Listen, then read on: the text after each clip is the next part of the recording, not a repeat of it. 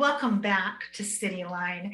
With me right now is someone who I've had the pleasure of, I don't want to say watching grow up, because obviously this person is a functioning adult, but I do have the pleasure and privilege of interviewing them when they first got into their position. And then I've had the wonderful view of watching them grow. I'm talking about Brent Mason, who is the executive director of Foss Waterway Seaport.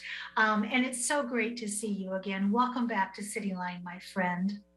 And it's always good to be with you. And just to be clear, I actually checked my height today, and I think I've put on a couple of inches since COVID started. So you have literally and figuratively seen me grow up. So that's okay. I think we all are in that boat. This situation has called upon us to stand tall and put on our big adult pants. So I see the height and I salute you. Yep. So, It comes in handy in reaching those things on the tall shelves, right? doesn't it though? It Yes. really does. So last time I talked with you, gosh, you were just keeping all the plates in the air. Actually, I should say bowls and cups of clam chowder. You were reworking one of your fundraisers. And since then, I believe you had closed down, as all of us did, and sheltered in place according to what our governor had asked us to do. Have you reopened is the question. Yes, we actually were able to reopen back in early June. So we've been open for the bulk of the summer. Attendance has been solid, I will say. When as you alluded to in terms of my start here, I don't have much of a comparison to compare to. But it seemed like people were interested in getting out, and we offered that opportunity. We did an entire month free admission with proof of vaccination. And so we've been rolling, and we just kind of, like everyone else, we roll with the wave in terms of what the guidelines are. And in fact, just had a discussion yesterday about how we're going to move forward with masks and proof of vaccination for just overall everything and anything to do with the seaport. So it's a day-by-day thing. So speaking of that rolling with the wave, no pun mentioned here, have you changed your days or your hours of operations in terms of before COVID and now what we're experiencing? Yeah, we did. We went from a Wednesday through Sunday, 10 until I think it was about 6 o'clock in the evening. And now we go Thursday through Sunday between 10 and 4. And to be honest with you, though, as much as we want to blame COVID for just about everything that's gone wrong in the world today, that was actually more of a just being smarter financially decision and looking at where our attendance fell or falls.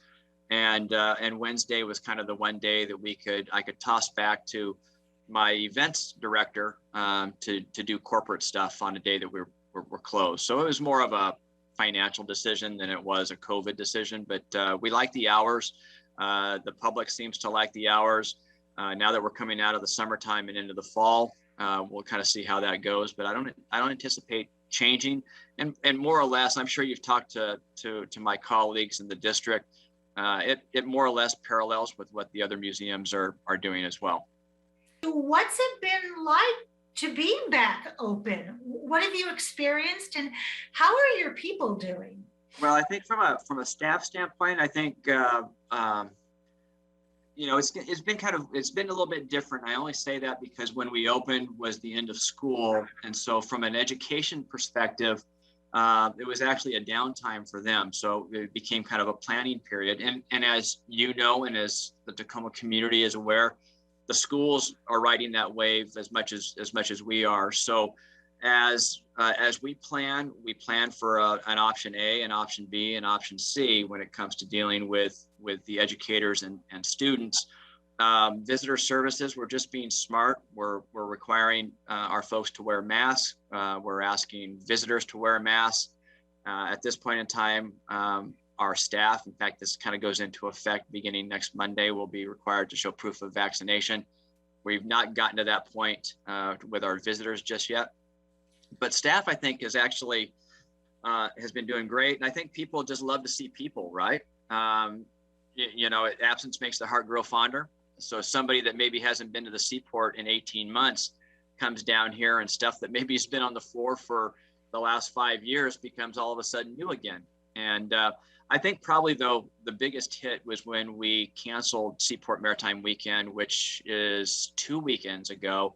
That decision was very difficult to make. We had put a lot of time and effort into working with the entire waterway on a weekend of celebration and taking advantage of some pretty good summer weather, and having to cancel that. I don't regret it, but that was probably the hardest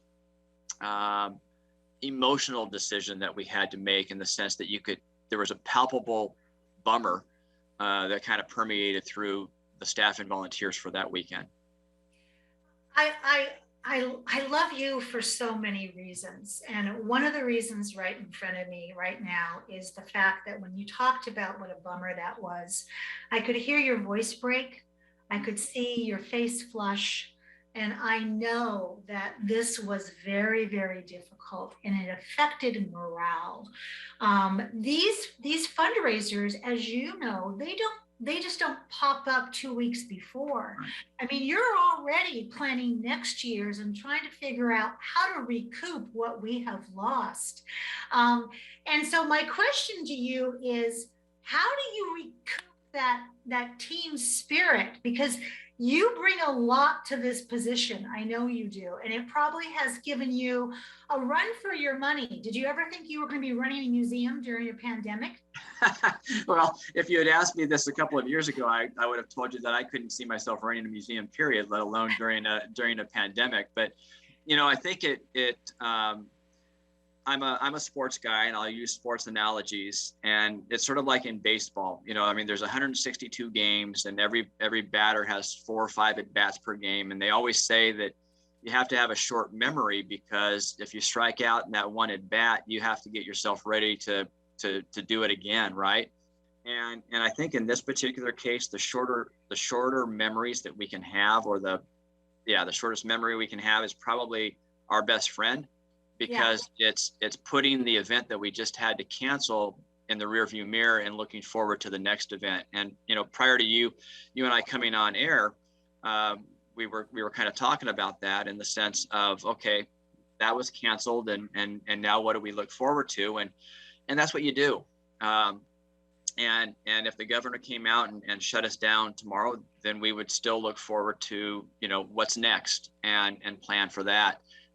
Because as we've discovered, things change so rapidly, whether it's in the museum industry, whether it's in business, whether it's in, retail, whatever it might be, schools, you just can take it by day. And I think staff, by and large, are pretty resilient. And while we talked about it, it's getting old, we still have that resiliency, and we still keep coming back the next day to do it all over again. So as we look at more of those curveballs coming over the plate, and we're looking for that one home run, what are you working on for the future?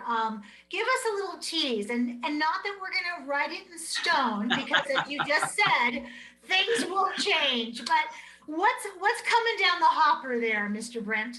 Well, we've got, and in fact, I normally when you and I speak, I'm pulling stuff out of my back pocket in terms of the things that we have coming up. But I thought, you know what, Amanda deserves actually a little bit of preparation, and so I actually have a list that I've written down. I want to make sure that people know that in spite of everything that's going on, we are moving forward. We just finished a couple of weeks ago with the official reopening of our Heritage Boat Shop, which we were extremely happy to do. That was a project that occurred under the darkness of COVID, and lo and behold, it is now open, and we're looking forward to moving forward there. We're in the process of working on a pollinator garden. If people know where the seaport's at on Dock Street, they know that there is a kind of a weedy dirt area between our building and the street. and we are working on installing a pollinator garden that will it'll brighten up the building like nobody's business. So we're excited about that. That'll include a public art piece that we're working on as well. We've got some new signage that's coming. We've got a new website that we're going to be launching here real soon. We've got a really cool art marketing project. I know folks are familiar with the Kinsey collection at TAM. Exciting exhibition. And we've kind of taken some pieces from their marketing opportunities with that. And we've actually commissioned 4 or 5 local artists to do a specific maritime related or seaport related art piece. It could have been sculpture, it could be painting, it could be a lot of different formats or mediums, I guess. Most of them are actually paintings, and we've identified those same number of retailers, and we're installing those pieces at the retail location. We're putting a QR code that people can scan. It pops up and tells information about the piece, about the artist, and about the seaport. We don't have $1 million marketing budget, so we're trying to do it a little bit different. These art pieces allow us to get to different parts of Tacoma that maybe don't even know that the seaport's here. So we've got that. And then kind of last, but definitely not least, we have a shipwreck photography exhibition that will be coming on board in the middle of December and lasting through the end of January that I am very, very much looking forward to. You had asked, you kind of alluded to when we canceled Seaport Weekend, how do you keep the morale up? Well, that's the next thing. And so I basically have told staff, it's like, okay, we lost this weekend, but we've got this great exhibition coming in mid-December. An Italian photographer, and I hack his name every time, but it's Stefano Benazzo. He's a wonderful Italian. When I've had Zoom calls with him, as I've told my staff, I could probably sit there and listen to him talk Italian for about an hour. But he's loaning us his pieces. That'll be going up in mid-December, so people can kind of put that on their holiday to-do list if they want to get out in the holidays and get inside and get dry and get warm. So there's not a lack of stuff to do. I can't wait. Nothing says the holidays like shipwrecks, huh? Hey, that's exactly it. It's kind of been a shipwreck of a last year and a half, right? So it seemed to be appropriate. Oh my God, it's so true. Lastly, before I let you go, I want to ask, all of this great work, I thank you and your team and all of your hands on deck that have made this possible. Who would you like to thank? Well, you kind of mentioned them. I would not be here were it not for our board of directors, and I would not have my sanity if it weren't for my team.